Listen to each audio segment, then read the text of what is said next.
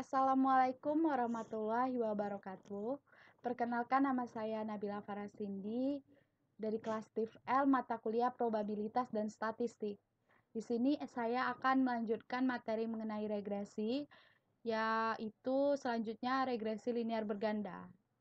Yang mana pada materi sebelumnya kita telah membahas dan mencontohkan mengenai regresi linear sederhana, yang merupakan model statistik untuk menguji sejauh mana hubungan sebab akibat antar variabel faktor penyebab X atau prediktor dengan variabel akibatnya Y atau respons.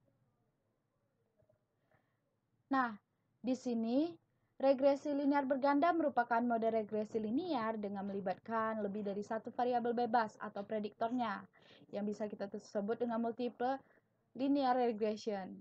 Yang mana perbedaannya dengan regresi linear sederhana terdapat pada jumlah variabelnya.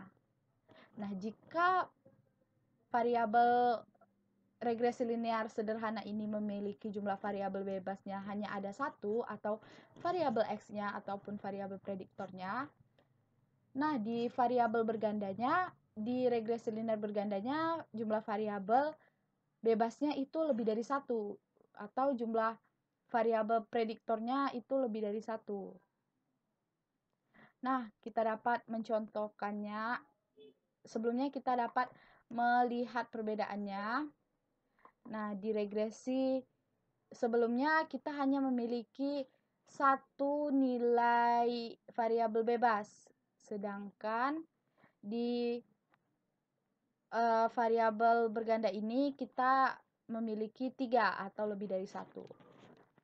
Nah, di sini untuk melanjutkan contoh soalnya, kita memerlukan tabel penolong yang mana kita gunakan untuk nantinya menentukan matriks.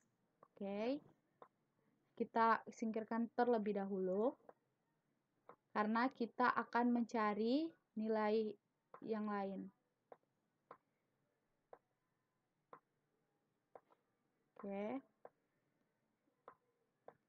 Nah, di sini kita akan mencari X1 kali Y-nya terlebih dahulu. Karena untuk jumlah atau sigmanya nanti akan kita cari di bagian akhir. Dikali dengan Y. Untuk selanjutnya X2 dikali dengan Y juga. Lalu X3 dikali dengan Y. Nah, untuk ini X1 dikali X2, X1 lagi dikalikan dengan X3, lalu X2 dikali dengan 3. Selanjutnya X1 kita kuadratkan, angkat 2, lalu X2 yang kita kuadratkan lagi, pangkat 2, dan terakhir X3 nya yang kita pangkatkan atau kuadratkan, pangkat 2. Oke, finish. Ini tinggal kita tarik saja atau kita copy ke bawah. Nah, sudah kita dapatkan ya, lalu kita menentukan jumlahnya atau sigma, karena jumlah ini digunakan untuk kita mencari nilai matriks. Nah, di sini sama dengan untuk mencari jumlah seperti biasa kita membutuhkan summary dengan rumus summary maksudnya. Oke. Enter. Nah, ini tinggal kita kopikan saja atau kita tarik saja ke samping. Oke, sudah kita dapatkan.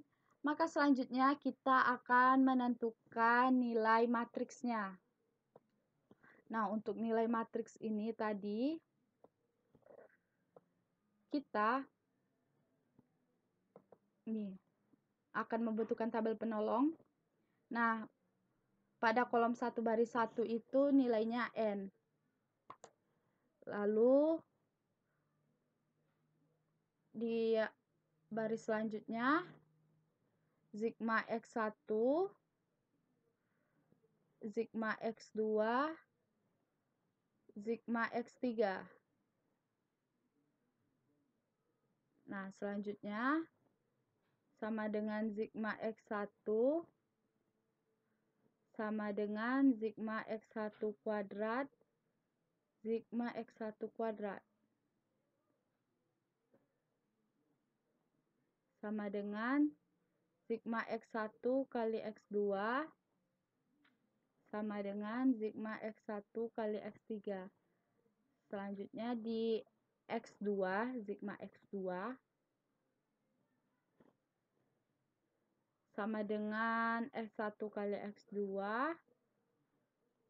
sama dengan X2 kuadrat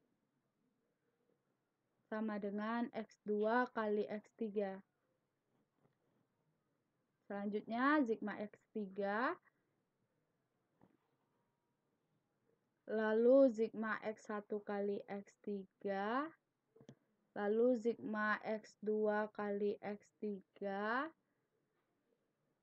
lalu sigma X3 yang dikuadratkan. Oke. Untuk nilai H-nya kita menggunakan Y ini sama dengan sigma Y lalu sigma X1 kali Y lalu lagi sigma X2 kali Y lalu lagi sigma X3 kali Y. Oke, sudah. Nah, di sini sudah kita dapatkan. Ini kita tutup kembali. Nah, kita lanjutkan untuk menentukan nilai dari matriks A1.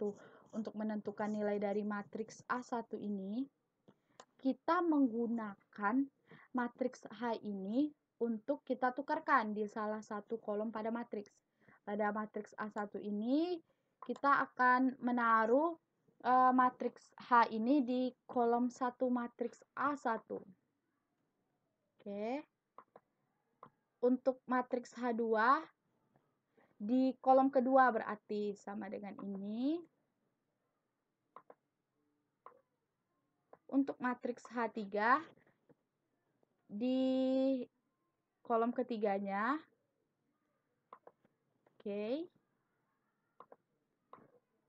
Nah, untuk matriks H4-nya untuk di kolom keempat.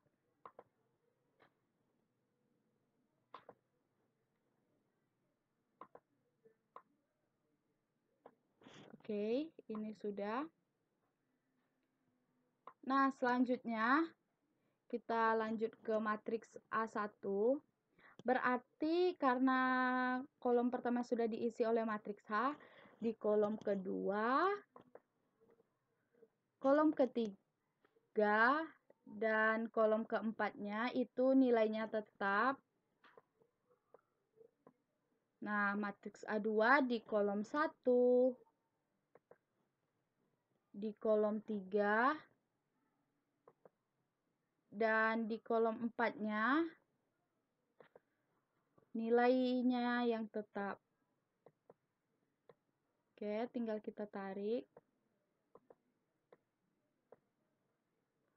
Nah, untuk matriks A3, kolom 1-nya, lalu kolom 2-nya, dan kolom keempatnya.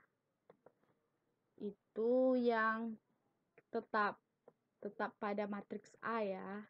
Sedangkan kolom ketiganya telah diisi oleh matriks H.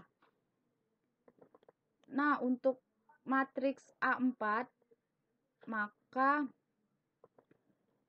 kolom 1, kolom 2, dan kolom 3-nya, kolom 3-nya,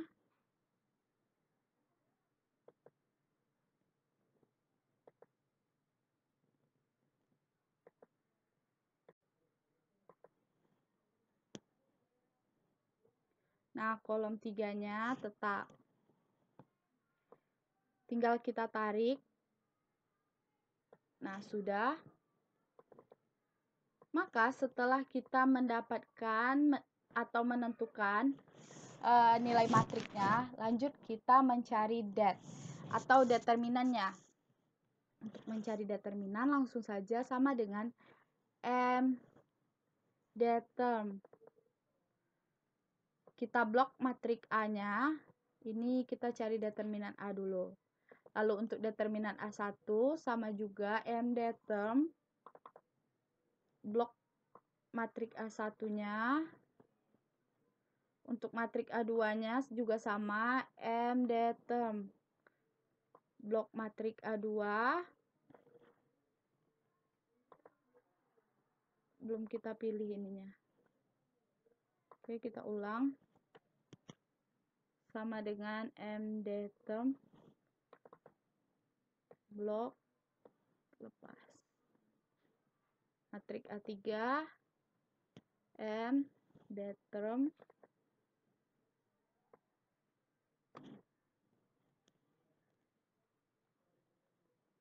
dan matrik A4 M determ.